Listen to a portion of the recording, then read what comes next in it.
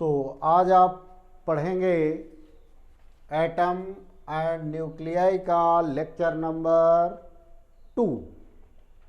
तो देखते हैं atom and nuclei lecture number 2, जिसमें आप पढ़ेंगे बोर्स एटॉमिक मॉडल। तो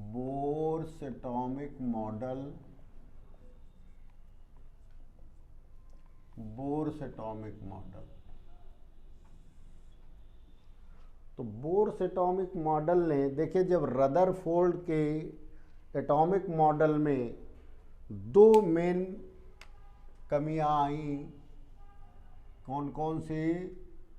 इन Rutherford's atomic model,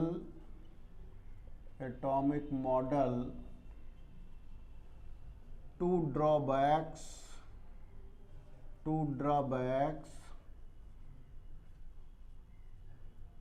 number 1, stability of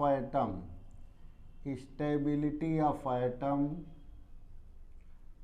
Rutherford ने एटम की स्टेबिलिटी को एक्सप्लेन नहीं कर पाए कि जब उन्होंने कहा था कि क्लासिकल इलेक्ट्रोडायनामिक्स के अनुसार कि वो रेडिएट कर रहा एनर्जी जब मूव करता है इलेक्ट्रॉन और वो न्यूक्लियस में आके टकरा जाता है, तो इसको एक्सप्लेन नहीं कर पाए। और दूसरी जो है वो उन्होंने spectrum of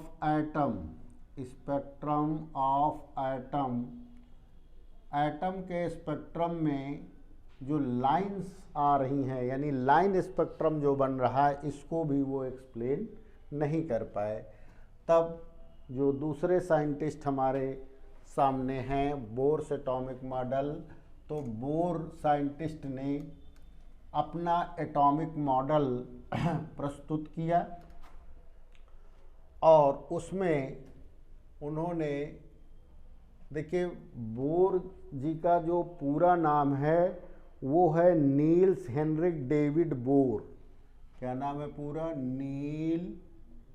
nil Heinrich David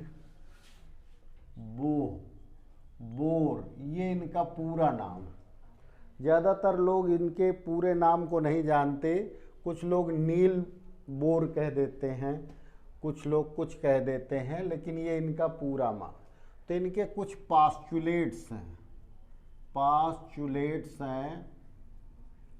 पास्चुलेट्स का मतलब परिकल्पनाएं है, हाइपोथेसिस है। वो क्या है? इन्होंने जो पहला पास्चुलेट इनका है कि जो रदरफोर्ड का एटॉमिक मॉडल है, वो उन्होंने कहा कि कुछ हद तक एक्सेप्टेबल है। किस एक्सटेंट तक? कि पहला ये है कि इनका पास्चुलेट कि जो न्यूक्लियस में जो टोटल मास और चार्ज है वो कंसंट्रेटेड है, वो ये मान रहे हैं। Rutherford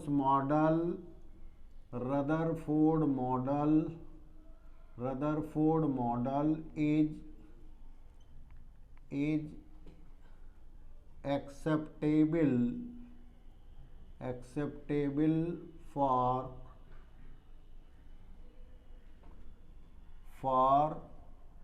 the mass and charge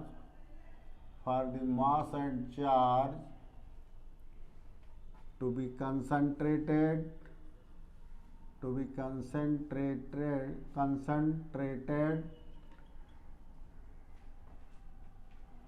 at nucleus।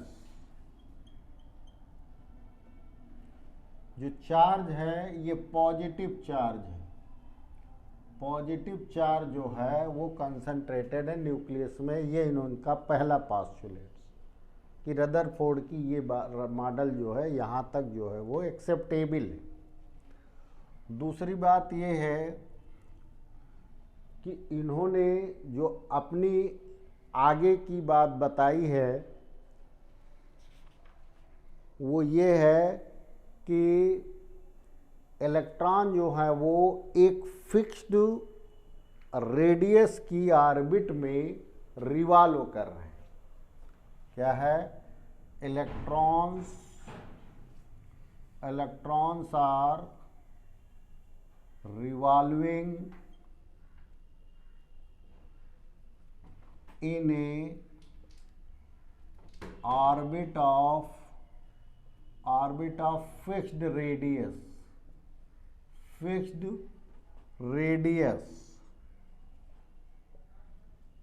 and fixed energy मतलब दोनों चीजें फिक्स हैं। रेडियस के साथ उस रेडियस की ऑर्बिट में एनर्जी भी फिक्स है। Okay, called stationary orbits. उन ऑर्बिट्स को क्या कहा गया? Stationary orbits. ये इनका सेकंड पास्चुलेट। थर्ड पास्चुलेट इनका है कि जो प्लांक का क्वांटम मॉडल है, प्लांक का जो क्वांटम थ्योरी है, उसको लेकर के इन्होंने कहा कि जो उसका लीनियर मोमेंटम है, यानी कि linear momentum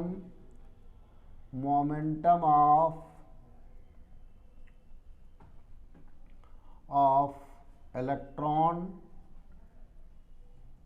in that fixed orbits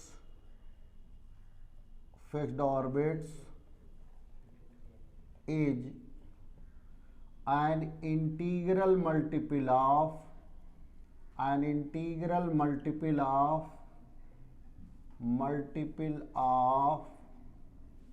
h/2π।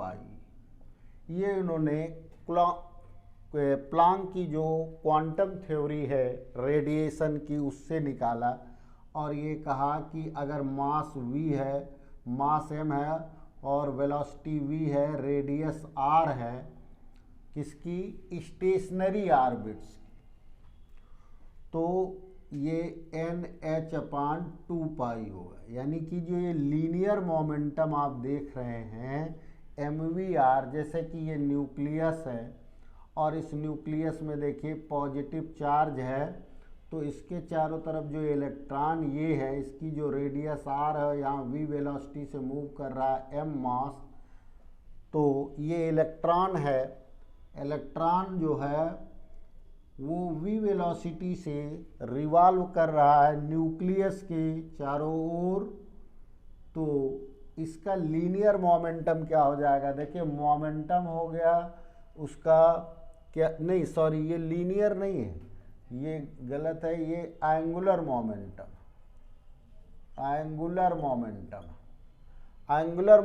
है, क्योंकि लीनियर मोमेंटम तो mv होगा और जब उसको रेडियस से मल्टीप्लाई कर देंगे आप तो वो एंगुलर मोमेंटम बन जाएगा। और h यहाँ पर क्या है? वो प्लांक्स कांस्टेंट।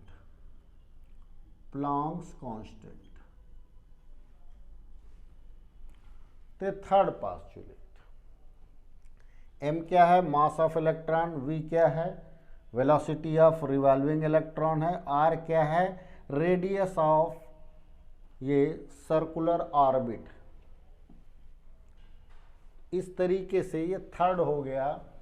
अब आप देखिए फोर्थ पास्चुलेट्स क्या उन्होंने बताया है। जो फोर्थ पास्चुलेट्स है उनका, वो जो रेडिएशन इमिट हो रहा है किसी भी इलेक्ट्रॉन के द्वारा, वो देखिए कि when electron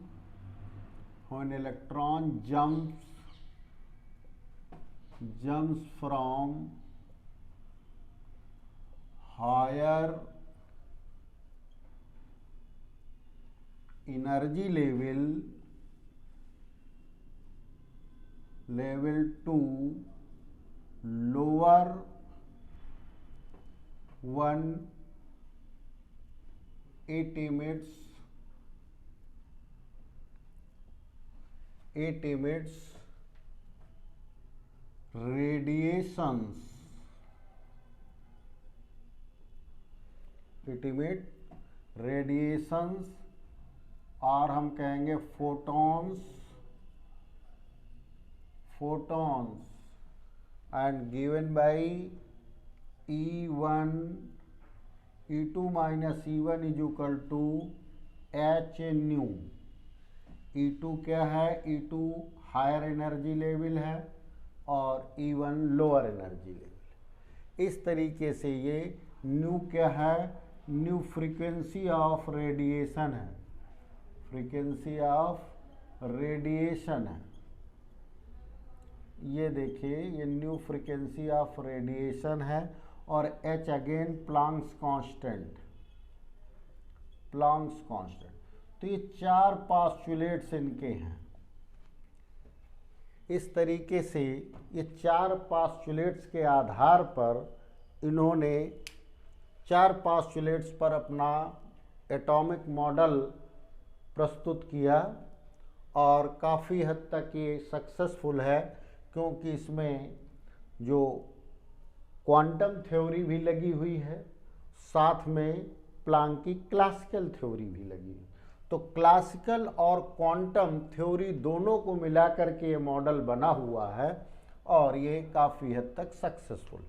थोड़ा सा अगर हम ये देख लें कि ये देखिए न्यूक्लियस है, इसको बोलते हैं हम न्यूक्लियस, जहाँ पर टोटल चार्ज और मास कंसंट्रेटेड है।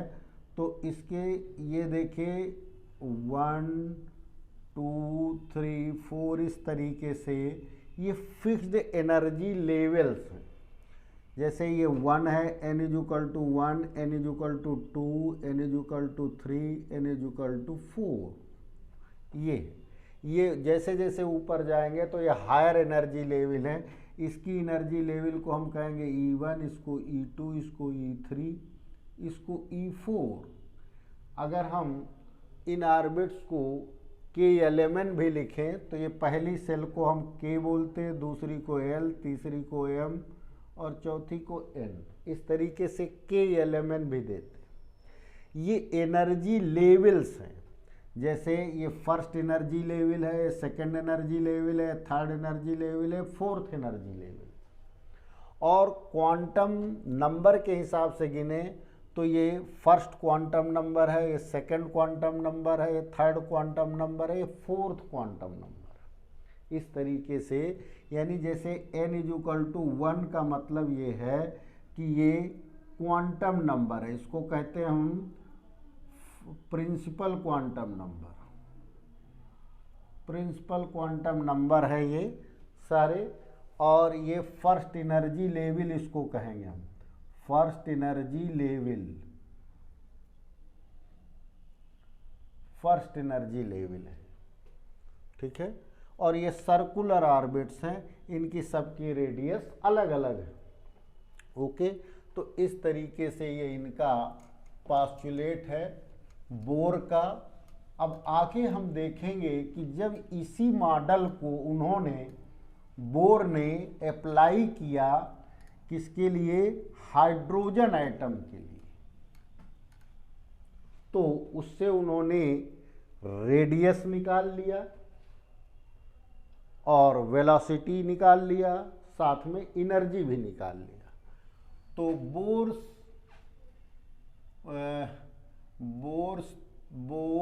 Theory applied to hydrogen atom, applied to hydrogen atom. Hydrogen simplest atom है, इसमें एक इलेक्ट्रॉन होता है और एक आपका प्रोटॉन होता है, एक इलेक्ट्रॉन होता है और एक ही न्यूट्रॉन भी होता है। ओके, तो ये सिंपलेस्ट है।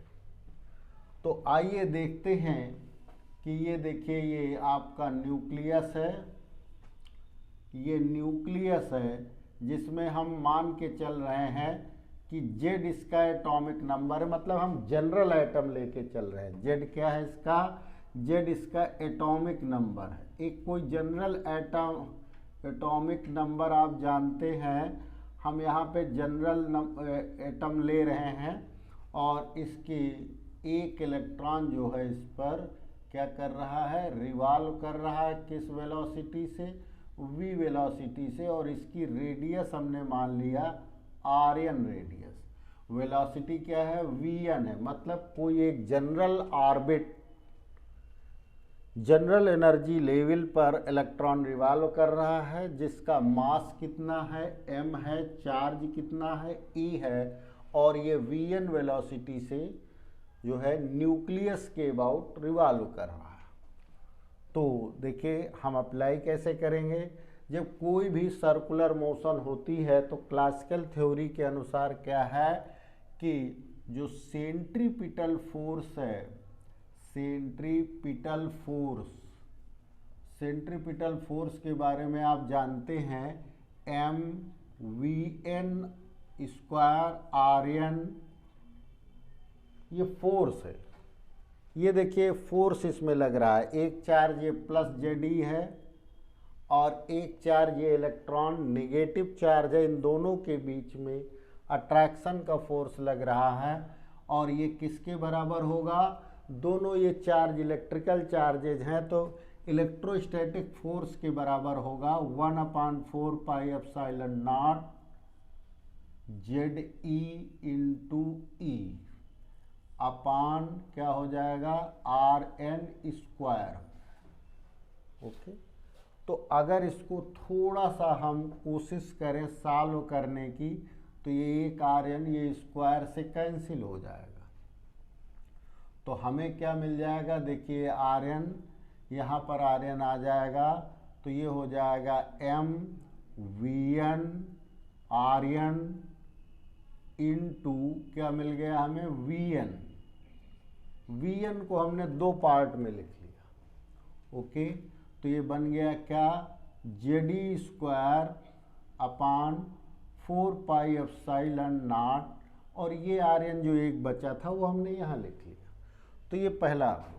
दूसरा ये है जो बोर का, देखिए सेंट्रीपिटल फोर्स, तो कोई भी सर्कुलर ऑर्बिट हो रही है तो उसमें जो सेंटर की ओर फोर्स लगेगा उसको हम सेंट्रीपिटल फोर्स कहते हैं। यहाँ पर जो इलेक्ट्रोस्टैटिक फोर्स है वही सेंट्रीपिटल फोर्स है। तो इस सेंट्रीपिटल फोर्स को मास, वेलोसिटी और रेडियस के फॉर्म में लिख सकते हैं। और ये आप जानते हैं ये कूलम्ब फोर्स है। इधर कूलम्ब फोर्स सब लोग जानते हैं, F = 1/4 pi epsilon not Q1 Q2 upon R square formula होता है। तो सपोज करिए ये हमारा Q1 है और ये हमारा चार्ज जो है E जो है ये Q2 = E है, दो चार्जेज। तो ये हमने यहाँ पर अप्लाई कर। दूसरा जो इनका एंगुलर मोमेंटम है, बोर का जो पास्चुलेट्स है, बोहर पास्चुलेट्स अभी आपने देखा था कि angular momentum mvn RN = NH/2 पाई है। तो अगर इसको हम इक्वेशन 1 मान लें और इसको इक्वेशन 2 मान लें, तो देखिए m1 vn RN की वैल्यू सीधे यहाँ पे लिख दें तो vn निकल आएगा। ओके, तो चलिए इसको उठा के रख दें। तो फ्रॉम 1, अब देखिए हम ये स्टेप हमारा फर्स्ट हो गया सॉल्व कर, स्टेप फर्स्ट में ये दो चीज़ें हों। इसी ऑर्बिट की ये एंगुलर मोमेंटम है और ये NH/2 पाई के बराबर है, ये बोर के अनुसार, ये स्टेबिलिटी के अनुसार। ओके, दोनों हैं। तो स्टेप सेकंड में हम क्या करेंगे, इनको सॉल्व करेंगे, solve for Vn and Rn, इनके लिए हम सॉल्व करेंगे। तो हम क्या करते हैं, फ्रॉम 1 में हम सीधे सीधे वैल्यू रख देते हैं 2 से इसकी, तो ये हमें मिल जाएगा क्या, NH/2 पाई। देखिए इसकी जगह हमने रख दिया यहाँ से, और ये Vn = ZE square upon 4 pi epsilon not. तो Vn हमें सीधा सीधा मिल गया जेड ई स्क्वायर अपान 4πε0, और ये नीचे आ जाएगा, क्या आ जाएगा, NH अपान 2π, यहाँ आएगा ना तो ऊपर का हम 2π पहुँच जाए। ओके, तो देखिए हमें Vn बहुत आसानी से मिल गया। Vn क्या मिल गया, आप इसको नोट कर लीजिए।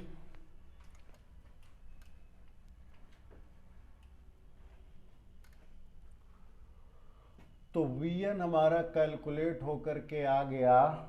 n के टर्म्स में हम रखेंगे, क्योंकि हमें n जो है प्रिंसिपल क्वांटम नंबर है, यही एनर्जी लेवल है, और ये इसको हम बाहर कर लेते हैं तो हमें मिल जाएगा, ये देखिए पाई से पाई कैंसिल हो जाएगा। ओके, तो ये क्या मिल गया, 2Zi²,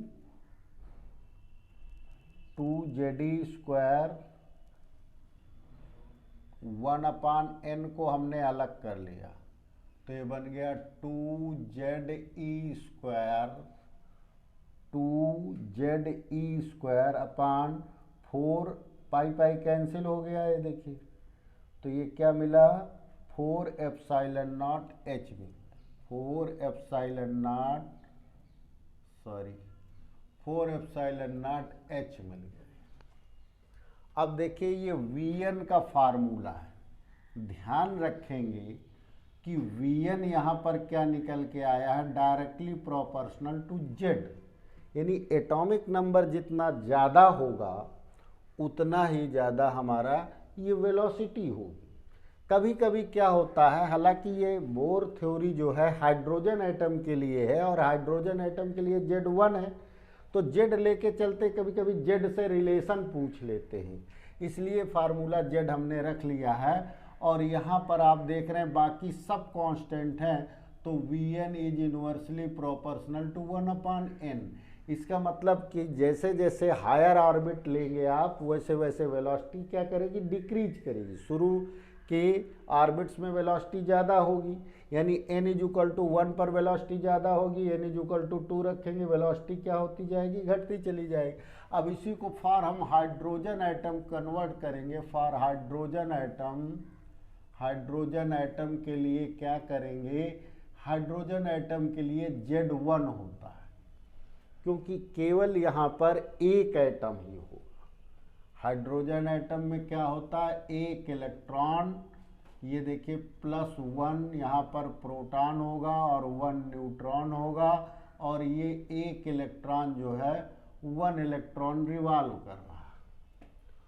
तो ऐसी इसके लिए जब हम कन्वर्ट करेंगे तो Z की जगह हमने क्या रख दिया, तो ये Vn = क्या आ गया, ये आ गया 2E² अपान 4ε0h, और 2 से 4 को अगर कट कर दिया जाए इनफैक्ट, तो यहाँ पर क्या बन जाएगा, 1/2। ओके, 2 ये 4 को कट कर लेंगे आप, तो लेकिन 2 तो यहाँ है ही नहीं, 2 कहाँ से हमारा आ गया, हाँ, अच्छा NH/2π वाला 2 है वही, तो ये हो गया क्या, Ze² अपान, ये 2 कट गया तो यहाँ पर हो गया ऊपर E², इधर 2ε0, और ये बन गया 1/n रख लीजिए। तो ये केवल हाइड्रोजन के लिए Z हटा दिया हूँ, क्योंकि ये फॉर हाइड्रोजन एटम है, ये फॉर जनरल एटम है, क्योंकि जिसमें Z लगा हो वो जनरल एटम के लिए, फॉर जनरल एटम है।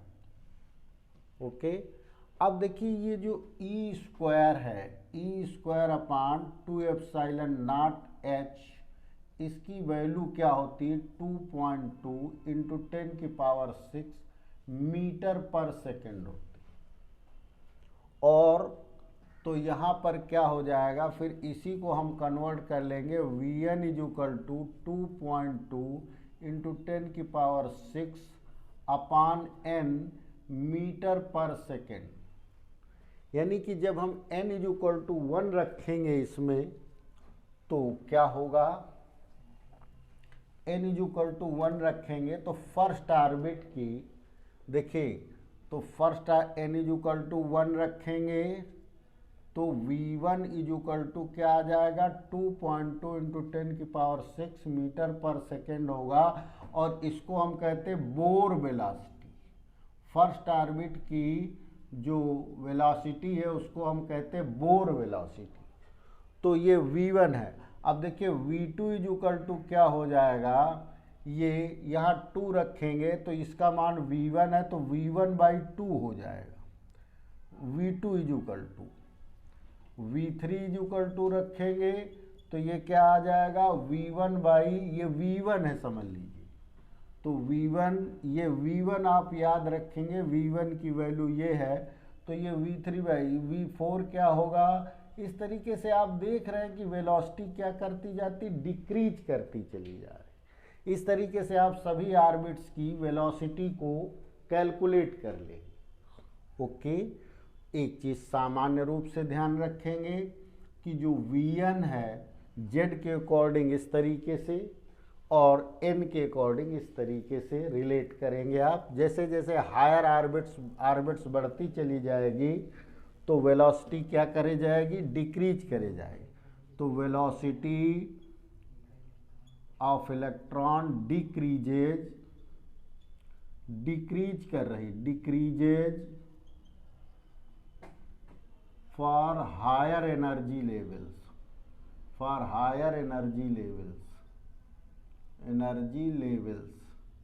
इसके लिए डिक्रीज करती चली जाती।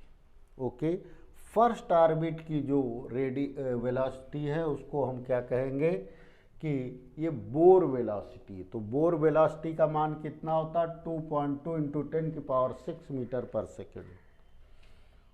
ओके, तो अब इसके बाद हम चलते हैं रेडियस कैलकुलेशन के लिए। तो आइए रेडियस कैलकुलेशन देखें हम लोग।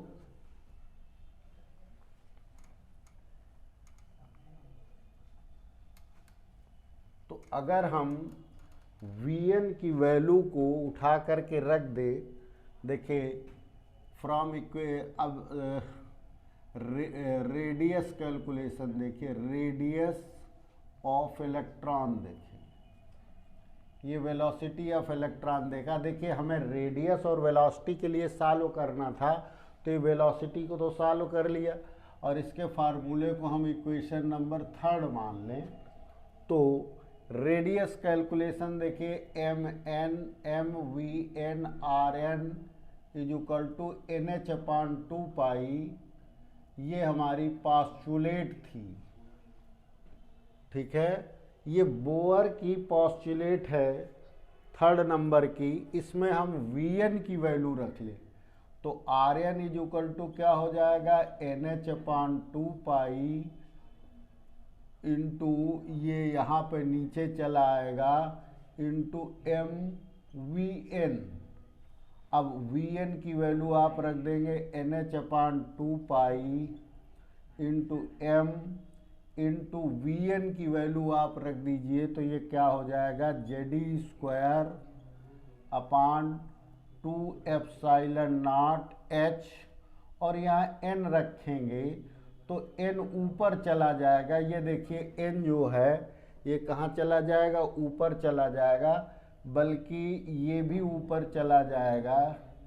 ये पूरा 2ε0h, ये पूरा ऊपर चला गया, नीचे वाला पार्ट है ये ऊपर चला गया। ओके, तो अब देखिए क्या होगा, n² निकल आया। सबसे पहले ये देखिए n² निकल आया और अब क्या क्या बचा है वो आप इसको रख लीजिए। इसके अंदर क्या है, ये h का स्क्वायर है तो ये हो जाए, देखिए 2 से 2 कैंसिल हो गया। ओके, तो ये हो जाएगा h² n रखना नहीं है πmze², ये आ गया। फिर वही बात आ गई कि जो Rn है ये इसका जनरल फार्मूला आर्यन का, इसको हम रख ले 4th, ठीक है। तो आर्यन का जब जेड से रिलेशन पूछा जाए तो ये 1/z से रिलेशन, ऊपर देखिए वेलोसिटी जेड के प्रोपोर्शनल थी, ये इनवर्सली प्रोपोर्शनल, ओके। तो अब फॉर हाइड्रोजन एटम करें, for hydrogen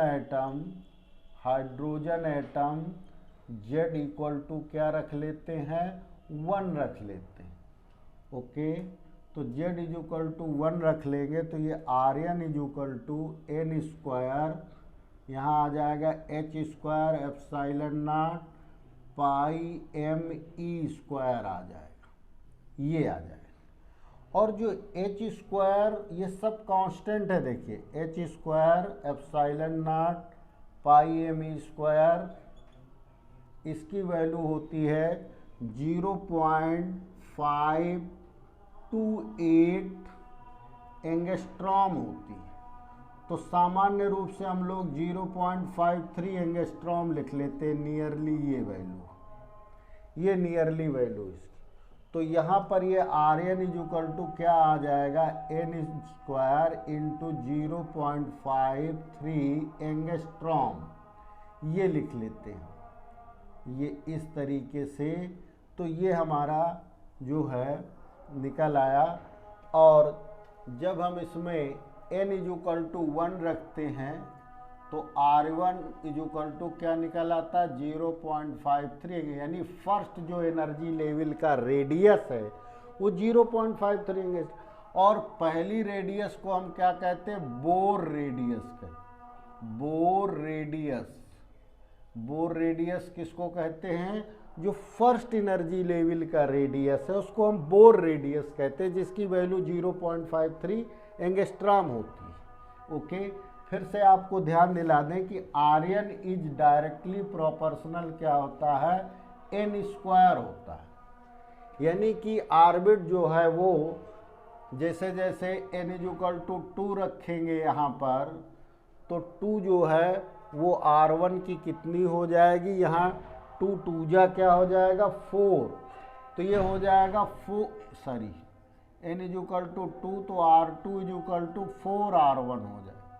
n is equal to 3 रखेंगे तो R3 इज इक्वल टू क्या निकला है, थर्ड एनर्जी लेवल जो है वो 9R1 के बराबर, यानी कि R1 R2 का जो रेशियो है R1 R2 R3 का डैश इज इक्वल टू 149, इस रेडियस, इनके रेडियस का जो रेशियो है 149 के रेशियो में, ओके। तो इस तरीके से आपको रेडियस कैलकुलेट हो गई। तो हाइड्रोजन के लिए ही इनकी थ्योरी एप्लीकेबल है। तो हमारे पास रेडियस आ गई और साथ में हमें मिल गया क्या क्या मिल गया, रेडियस और वेलोसिटी मिल गई, ठीक है ना। तो रेडियस और वेलोसिटी के साथ में देखिए यहाँ पर कुछ मिट गया, क्या क्या था, h² और कुछ है, बस इतने है ना, ये काम आएगा अभी, क्योंकि अब हम निकालने जा रहे हैं, क्या निकालेंगे हम, अब निकालेंगे एनर्जी। तो आइए एनर्जी निकालते हैं हम लोग, energy of an electron in A orbit.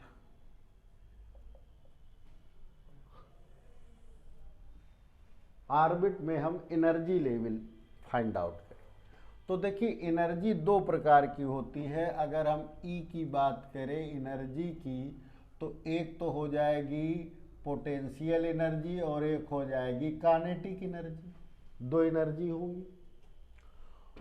Potential energy आप जानते हैं, पोटेंशियल एनर्जी जो होगी वो इलेक्ट्रोस्टैटिक पोटेंशियल एनर्जी होगी, और वो क्या हो जाती, 1/4 pi epsilon not Q1 Q2 upon Rn, ये इसका फार्मूला है, ओके। अब प्लस के ई का जानते हैं आप, के ई क्या होती है, वो हाफ एम वी स्क्वायर होती है, एम वी एन स्क्वायर। क्योंकि हम nth ऑर्बिट में कैलकुलेट कर रहे हैं, ध्यान रखिए हमारी ये कौन सी ऑर्बिट हमने लिया था, nth ऑर्बिट लिया था, ये nth ऑर्बिट। ओके, तो अब देखिए वैल्यू रखेंगे तो 1/4πε0 Q1 की वैल्यू क्या रखेंगे, प्लस जेडी इंटू इलेक्ट्रॉन की माइनस ई, ये माइनस ई है, इलेक्ट्रॉन पर नेगेटिव चार्ज होता है, अपान ये आर्यन हो गया, प्लस अब देखिए half m v n r n square. तो अभी जो पहली इक्वेशन थी, याद करिए पहली इक्वेशन क्या थी, m v n square upon r n is equal to 1/4πε0 Z e into e upon क्या होता था, आर एन स्क्वायर। तो हम लोगों ने क्या किया था, एक आर एन जो है इससे कैंसिल कर दिया था, और हमें अब देखिए एम वी एन स्क्वायर की वैल्यू यहाँ पे मिल गई, एम वी एन स्क्वायर की क्या वैल्यू मिल गई, यहाँ पर आप नोट कर लीजिए, वो मिल गई जेड ई स्क्वायर अपान 4πε0 और ये आर एन मिल गई। ध्यान रहे कि ये एनर्जी हमारी पोटेंशियल एनर्जी जो है वो निगेटिव है, क्या है, निगेटिव है। तो इन दोनों को अभी हमें आर एन की वैल्यू यहाँ पर रखना पड़ेगा, और इसलिए अभी हम इसको नहीं मिटाएंगे। तो चलिए देखते हैं कि ये पोटेंशियल एनर्जी और ये पोटेंशियल एनर्जी दोनों में अगर आप देखेंगे कि सेम फार्मूला लिखा हुआ, ज़रा इसको हम मिटा दें तो आपको ज़्यादा दिखेगा।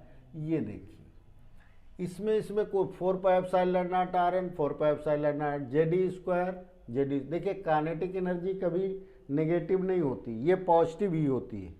अब आप कहेंगे साहब आपने यहाँ क्यों नहीं रखा है निगेटिव, क्योंकि ये पोटेंशियल एनर्जी के लिए पॉजिटिव नेगेटिव चार्जेस लिखने होते हैं, मगर फोर्स के लिए नहीं लिखने होते। फोर्स का फार्मूला था यहाँ पर, तो फोर्स के लिए नहीं निकला है, ये फोर्स का फार्मूले से निकाला गया।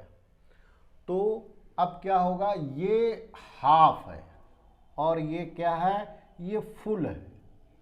तो जो फुल है वो नेगेटिव है, इसका मतलब क्या हुआ कि माइनस का half into 1/4πε0 Z e square upon r n, ये निकल के आया।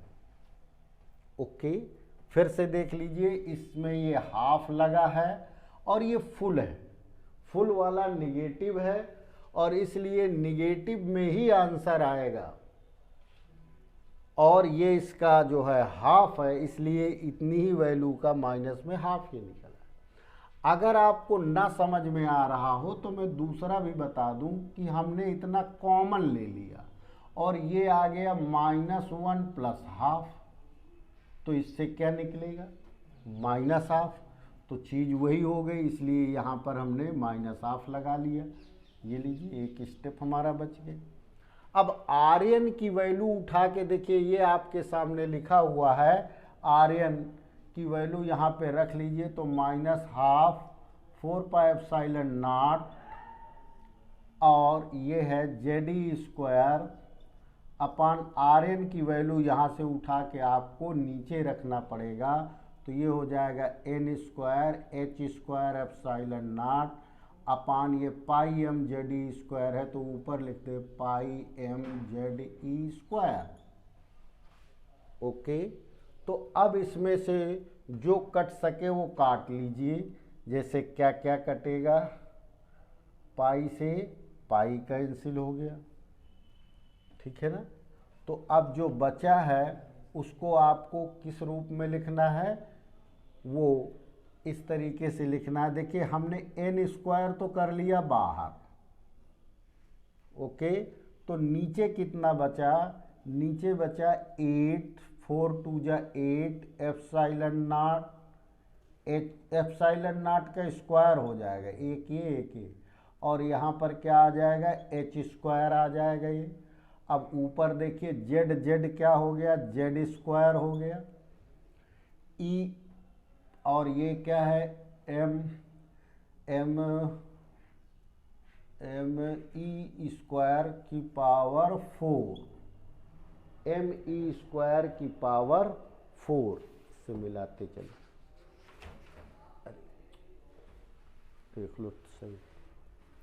तो ये आ गया आपके पास Z e square m e square eight epsilon naught square h square, एक बार फिर देख लीजिए, 4 टू जा 8 एप्सिलॉन नॉट स्क्वायर, और ये है आपका एच स्क्वायर, एन स्क्वायर मैंने बाहर रख लिया है, जेड से Z, Z e square, m e square ए स्क्वायर, एम ई की पावर 4 हो गया। ओके, तो अब आप देखेंगे आगे कि इसी, ये फॉर जनरल एटम हो गया, फॉर जनरल एटम है ये।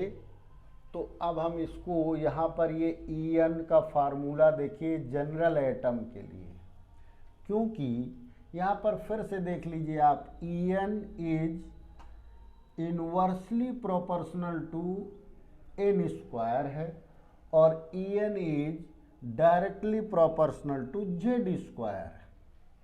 ये आपको जरूर देखते रहना है। तो अब हम इसको फॉर हाइड्रोजन एटम लिखेंगे, for hydrogen atom, hydrogen atom के लिए Z क्या हो जाता है, Z करेस्पॉन्ड्स टू 1 हो जाता। तो En हमको मिल गया क्या, Me की पावर 4 अपान 8 epsilon naught square H square, ये मिल जाएगा। और साथ में हमारा क्या जुड़ा है, 1 अपान n square,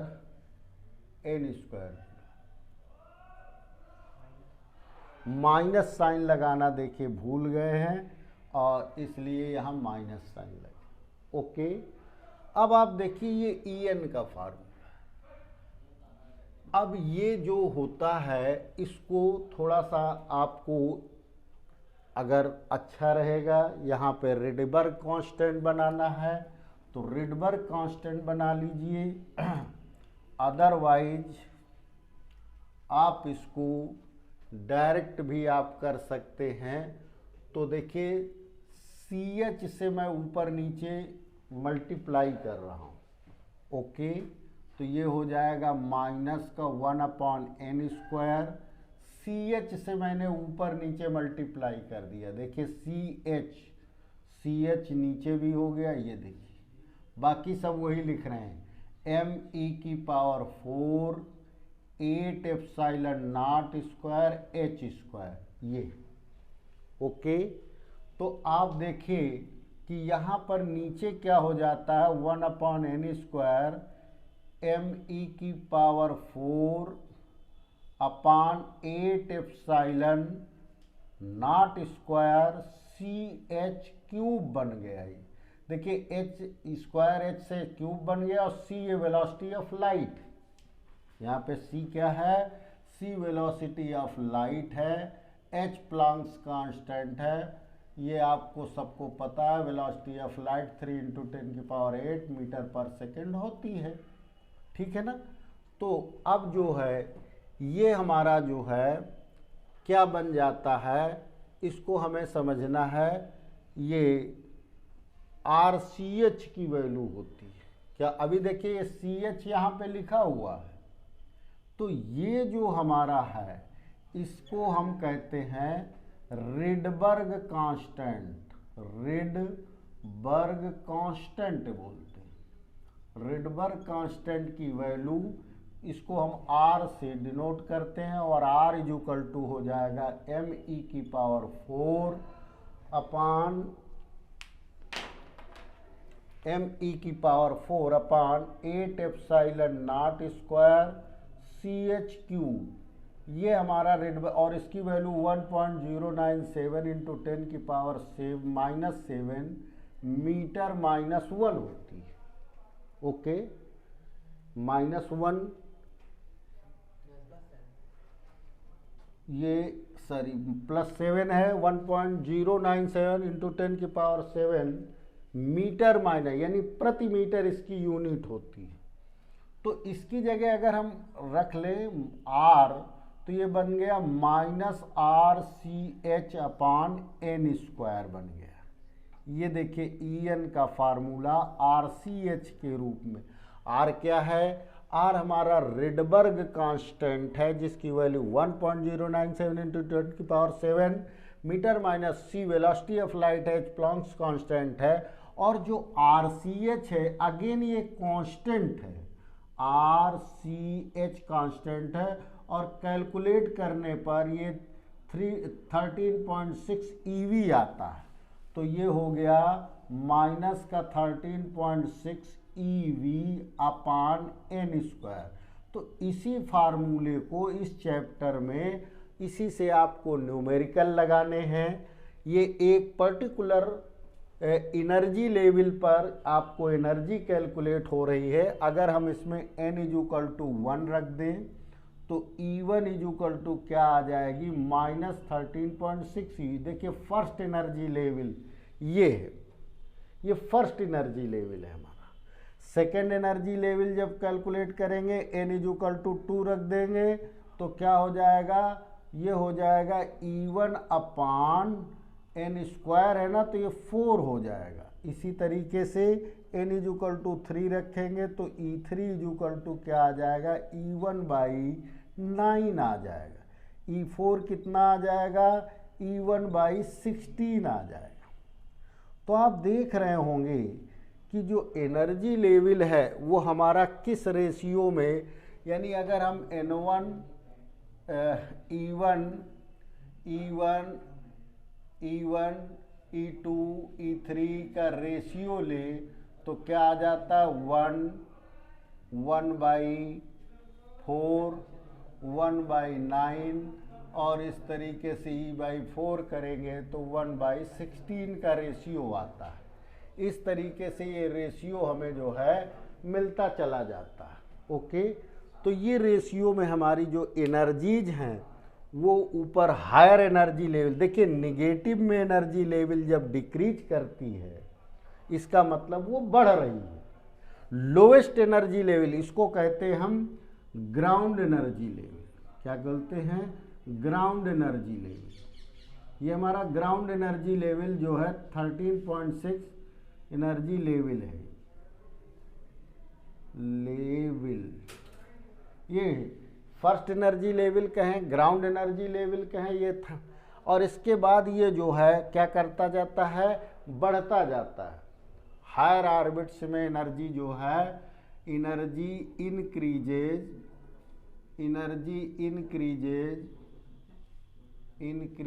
with higher energy level. तो हायर एनर्जी लेवल में हमारा जो है बढ़ रही है, क्योंकि हायर एनर्जी लेवल में आपने क्या देखा था कि रेडियस भी बढ़ती चली जाती है 149 के फॉर्म में, और वेलोसिटी आपने क्या देखा था? वो क्या करती है? वेलोसिटी डिक्रीज करती। वेलोसिटी हायर एनर्जी लेवल में डिक्रीज करती है, एनर्जी इंक्रीज करती है, और रेडियस तो बढ़ती ही बढ़ती है। ओके, तो इस तरीके से आपने देखा कि ये जो बोर थ्योरी है ये हाइड्रोजन एटम के लिए जब अप्लाई की गई तो हमें जो रिजल्ट्स मिले वो ये मिले कि 3 चीज़ें मिली। एक तो ये है कि रेडियस हमारी क्या करेगी? इंक्रीज करेगी। दूसरा, वेलोसिटी क्या करेगी?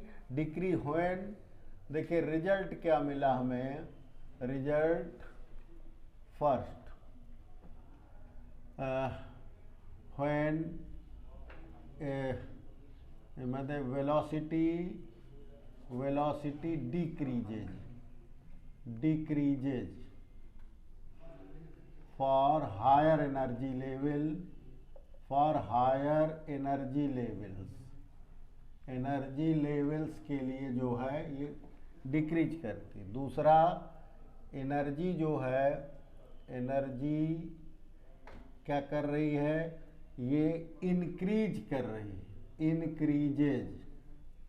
Increases for higher energy levels. ये रिजल्ट्स हमें बोर थ्योरी के लिए मिले।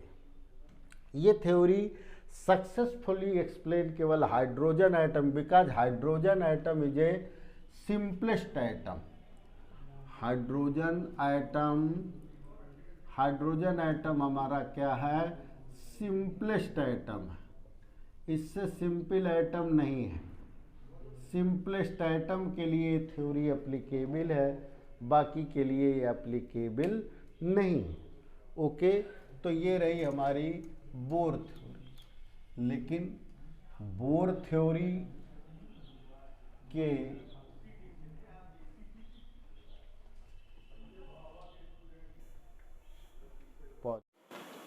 हो गया, तो आइए देख लेते हैं बोर्स बोर्स मॉडल की जो ड्रॉबैक्स हैं। तो देखिए, आपने देखा कि इन्होंने जो रदरफोर्ड के एटॉमिक मॉडल में की जो कमियां लेके चल रहे थे, उनमें इनको कितनी सफलता मिली है। जो इनका मॉडल आया है, इट इज एप्लीकेबल, आपको बता चुके हैं कि ये एप्लीकेबल है only for hydrogen like atoms, जैसे कि लिथियम, हीलियम नेगेटिव और लिथियम पॉजिटिव। यानी कि ये सिंपलेस्ट जो हैं, ये सिंपलेस्ट एटम्स। ओके, तो ये हाइड्रोजन लाइक एटम्स के लिए एप्लीकेबल है, और जिसमें मोर देन 1 इलेक्ट्रॉन होते हैं उसको ये है लिथियम प्लस प्लस के लिए है। लिथियम में प्लस प्लस है, डबल प्लस है, 2 इलेक्ट्रॉन। हीलियम में +1, ये हाँ हीलियम प्लस है, ठीक, एक प्लस कर दिया जाए।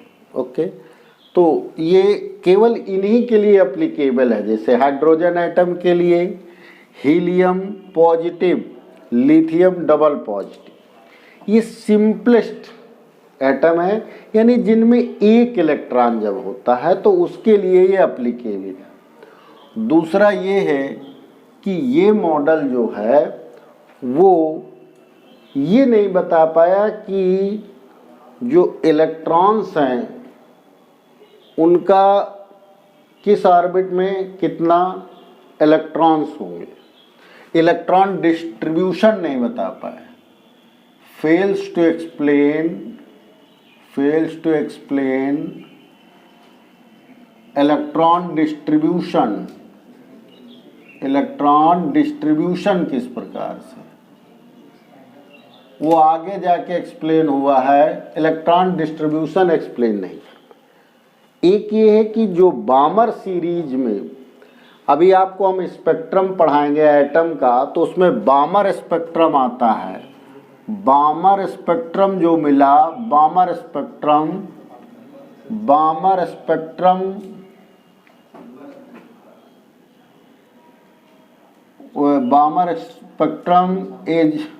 was not explained, ये भी बामर स्पेक्ट्रम नहीं एक्सप्लेन हो पाया इनकी थ्योरी से, ठीक है ना।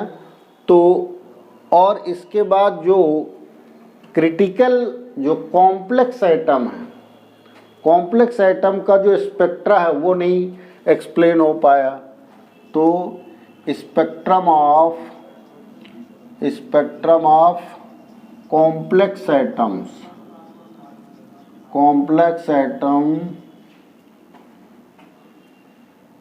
is not explained, ये भी नहीं एक्सप्लेन हो पाए।